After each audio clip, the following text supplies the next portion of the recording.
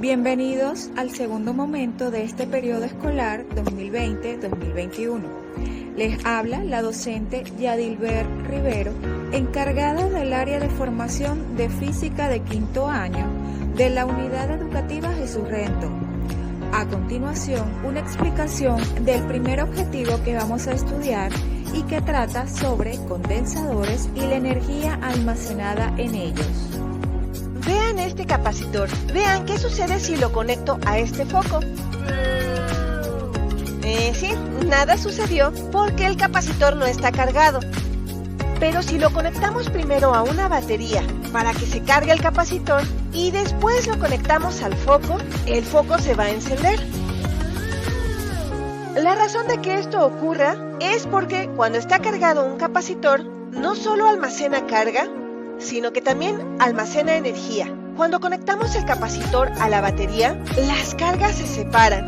Estas cargas separadas van a querer reunirse de nuevo en cuanto tengan la oportunidad, ya que los opuestos se atraen. Así que si completamos el circuito con algunos alambres y un foco, la corriente va a fluir y la energía almacenada en el capacitor se vuelve luz y calor que salen del foco. Una vez que el capacitor se descarga a sí mismo y ya no hay más cargas que transferir, el proceso termina y la luz se apaga. El tipo de energía almacenada en los capacitores es energía potencial eléctrica. Si queremos encontrar la cantidad de energía almacenada en un capacitor, necesitamos recordar cuál es la fórmula de la energía potencial eléctrica.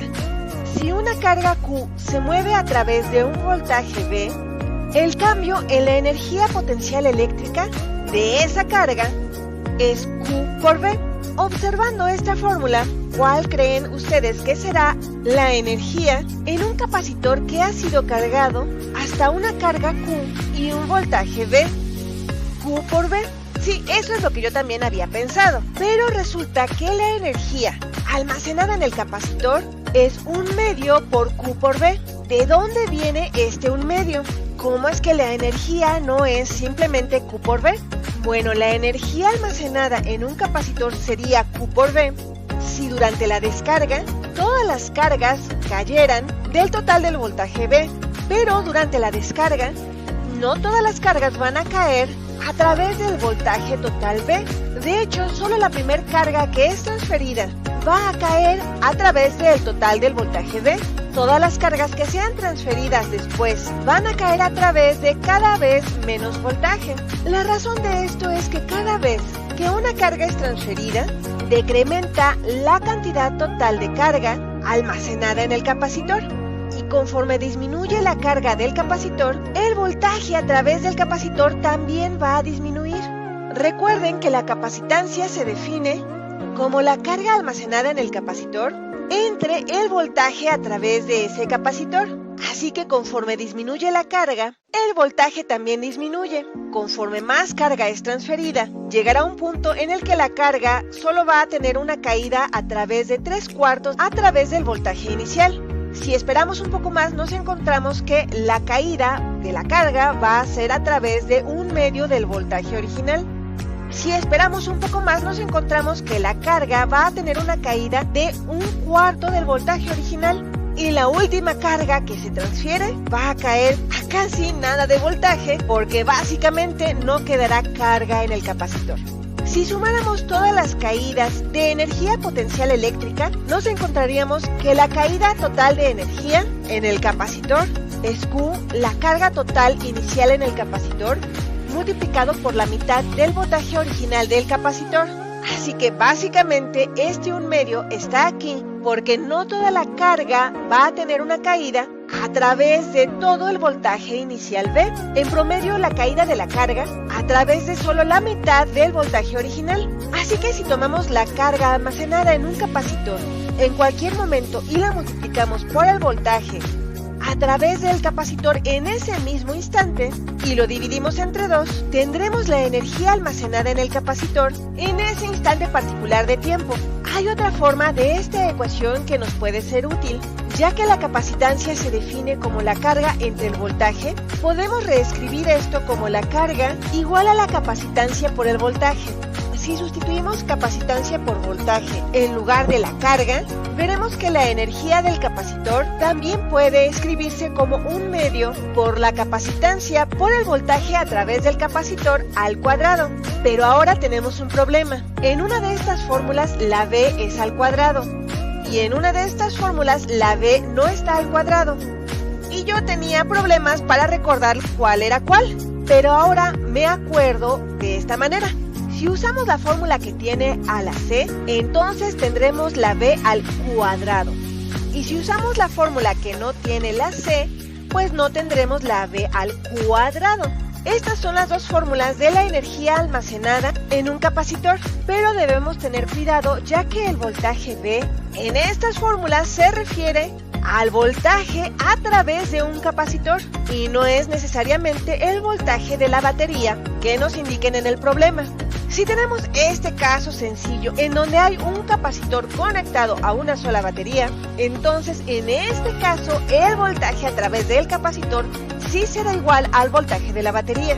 Así que si una batería de 9 volts está cargando un capacitor a una carga máxima de 4 coulombs, entonces la energía almacenada por el capacitor será de 18 joules, ya que el voltaje a través del capacitor va a ser el mismo que el voltaje de la batería. Pero si tenemos el caso en donde tenemos varias baterías conectadas a varios capacitores, entonces para encontrar la energía almacenada en un solo capacitor, tendremos que usar el voltaje a través de ese capacitor en particular. En otras palabras, si tenemos estos circuitos con estos datos de voltaje en cada capacitor, podremos encontrar la energía almacenada en el capacitor de en medio usando un medio por Q por V. Solo debemos tener cuidado de usar el voltaje que pasa a través de ese capacitor y no el voltaje de las baterías. Si usamos 5 coulombs para la carga, nos encontramos que la energía es de 7.5 joules. Como pueden observar en la imagen, se tienen 3 ejercicios los cuales van a ser evaluados. En el primero dice, se tiene un condensador de placas paralelas de 6 microfaradios conectado a los terminales de una batería de 100 voltios. Una vez cargado, se desconecta a una batería y se intercala entre las placas una lámina de dieléctrico de constante igual a 8. Calcular la diferencia de potencial en el condensador una vez introducido el dieléctrico. La letra B, la energía almacenada antes de introducir el dieléctrico. En el ejercicio número 2, se tiene un condensador de 2 láminas paralelas con un área de 6 por 10 a la 5 milímetros al cuadrado, separadas entre sí 0,3 milímetros, con un dieléctrico que es aire. Calcular la carga y la energía almacenada en el condensador cuando se le conecta una diferencia de potencial de 500 voltios. Y por último, tenemos un condensador de placas paralelas, tiene una capacidad de 0,4 microfaradios.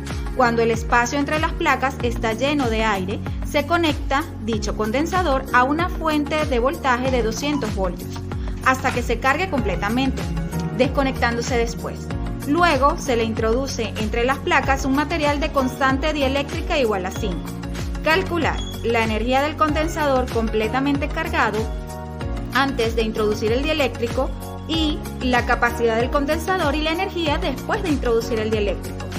Cabe destacar que entre los criterios de corrección tenemos la puntualidad, que vale 2 puntos, y cada ejercicio tiene una ponderación de 6 puntos donde voy a evaluar los datos, transformaciones, despejes y las preguntas de cada uno.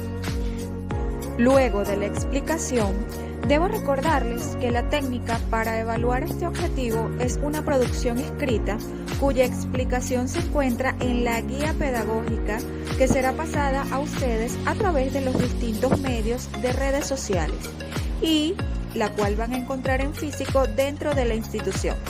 Cualquier duda, consultar con su docente guía o con el profesor de la materia directamente. ¡Feliz día!